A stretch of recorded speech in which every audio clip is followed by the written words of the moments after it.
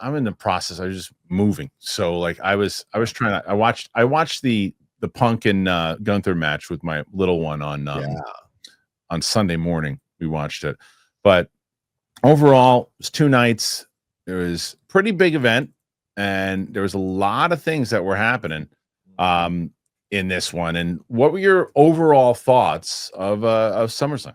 Yeah, I thought it was a good premium live event. It wasn't a great premium live event. There were great moments within it. There were like 3 or 4 really great moments within it. And the highlight was absolutely the Cena versus Cody Rhodes match. And I never thought I would say that about a Cena match since he came back, but that match was incredible. It's an all-timer. Wow. All-timer. And when you watch it, you'll see this is the best match he wrestled since he came back. That was old school Cena. He brought it for one last night. I don't know if that ridiculous way they ended it is going to lead to another battle that'll be his final one. But if he went out on this one, he wouldn't need to fight another match. Like, honestly, it was such an incredible match. And Cody and him wrestled to the nth degree on it. So it was phenomenal, the match. And the other match, the Punk match with Gunther was initially great, and then it got kind of like, can you believe that he's able to pull this stuff off? And it was a little wonky, but the Seth Rollins thing, although most people predicted it, they still played it so well, and it worked well and got the pops that they wanted.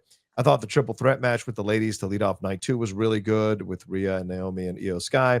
I thought the tag match with the table, ladders, and chairs, I started out feeling like, oh, this is not that exciting, and then it really got good as it went along. Becky and Lyra, that was an interesting match that might have gone a little too long. There were some disappointing matches, though. Jacob Fatu and Solo was surprisingly kind of a dud. And some of the night 1 stuff wasn't as exciting or thrilling as you were hoping.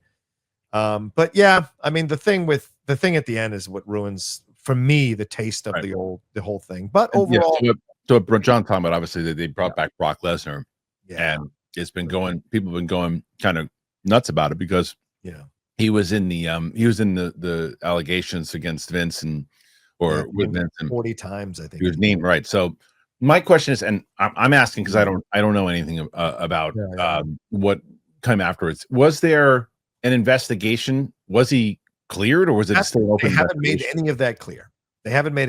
She amended her statement to say that he wasn't involved, but in terms of doing anything with her.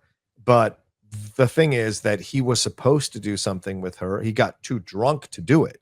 It wasn't like he had a crisis of conscience. But that's in the record. That's definitely that's what is in the allegations in the statement. Alleged. Was that not right?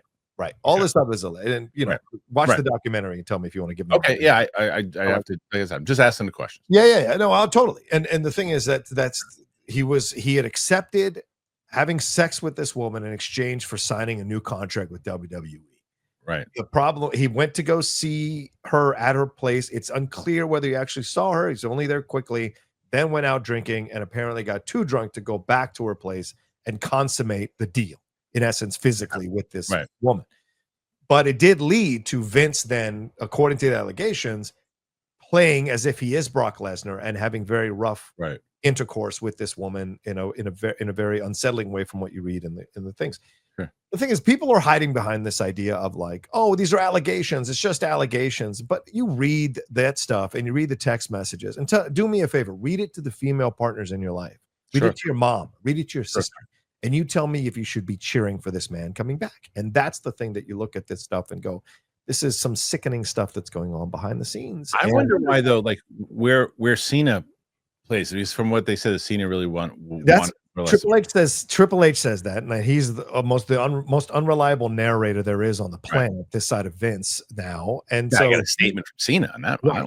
Yeah, but Cena's been defending Vince from all of these allegations because how much Vince has helped him. So it's a complicated situation, and it's frustrating because you want to believe the best of these people. Right. And when they pull a move like this, it's an insult to women to pull a move like this because it's still under investigation. The stuff hasn't been settled.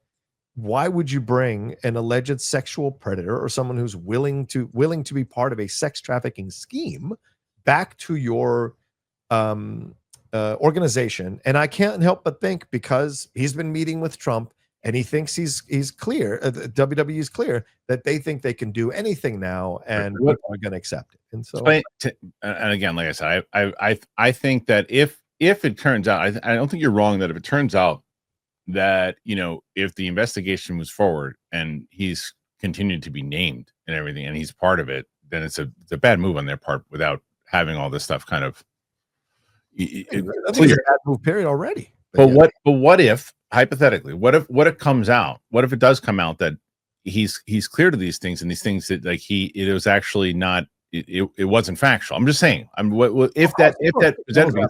That's happened in the past with other people where things have been presented, and it turns out, because then the guy doesn't get an opportunity to come back and do that, because at that point, like, let's say hypothetically that is a scenario that happens, right? You essentially would be like, okay, look, it turned out that it wasn't right. True. So my point is, don't bring him back until you have, well, you know, right. You know for sure. That's what if they know for sure, and they just then you're saying release it? Then they should have released it, right. And the fact that they canceled press conference. Yeah. They canceled the press conference because they didn't want to deal with it, because they're cowards. They didn't want to do it because they're cowards. They wanted. He went on his show, and all of those people sitting at that desk suckle at the teat of WWE, so you can't take their opinions or anything seriously with the WWE. Talk about shills. Those people are shills. Sam Roberts, all those guys are shills for WWE. Well, they work for them. They work for them. That's right. So they're shills. They work for them, so they're shills. And so you look at that situation. Yeah, that's the way I look at it. Sure. And so they're not going to ask AAA, well, what were you thinking? You know, and read out the accusations and be like, you think this is a person that should come back? They're not going to do that. And so to me, that's what soured the whole, because I mean, it was a effing great ending, and to bring such a divisive thing, because now that overshadows everything, right? Well, it's really undercut, you know. Sure, because that's what you're talking about by the end of the night, and not the rest of the stuff that really kind of went down. But to jump back into the actual part of it, like Saturday night, I did watch. I liked the reveal because I bought the Seth Rollins injury. I mean, I bought it. A lot of people did. Yeah, I bought it hook, line, and sinker. So I enjoyed that. I thought that part was good. It was adorable though, because I was watching with my little one, and when Gunther got split open, she buried her head in she's like, I don't want to watch. She's like, I don't want to watch. She wouldn't watch it, and then she was just telling me who wins. And then I was like, CM Punk won. She's like, yay! And then when Seth Rollins came in, she's like, I like his outfits. I want him to win. Anyway, SummerSlam. Did you guys watch it? Did you not watch it? What do you think about all of it? The controversial, the matches themselves. Put your thoughts in there. We want to know. Let's start to rave. Let's start to rave about Trade Coffee. You know how much I love Trade Coffee. So, cold brew. You drink it year round, and the problem is you rely on grocery store concentrate on $6 cafe runs, mostly out of what, to me, I always thought it was convenience. But when Trade came, come on. Cold brew at home, it's easy, and it tastes way better, and it costs less than buying out. Doesn't matter if it's summer travel, weddings, weekends. My routine, I've talked about it. It's all over the place. But my cold brew ritual, that is the only thing that I won't skip. Thanks to Trade. They have the cold brew beans. They're smooth. They're easy to prep. Whether you're brewing ahead for the week, filling my tumbler to take on the road, I can skip deliveries when I'm away. Trade is the #1 coffee destination for the U.S., both hot and cold coffee drinkers. They've sourced the best beans from the top roasters around the U.S., and now they have a special cold brew collection. I mean, come on. Plus, they've teamed up with 15 roasters to create a special cold brew bean collection that ensures your cold brew at home tastes exactly how it should. It's smooth and it's delicious. Love it. When they said they were doing this, it's like, oh, please and thank you. I already love you guys. Now I love you even more. So they sent this bag that I've been doing, and my buddy was in town. I said, hey, I got cold brew. Check it out. Brett, you know Brett. Brett loves it. Limited time. Trade is going to give you 50% off a month of cold brew. 50% off. That's around 60 cups of cold brew for 50% off. But you have to go to drinktrade.com/Christian. That is drinktrade.com/Christian. You get 50% off 1 month of cold brew. Drinktrade.com/Christian.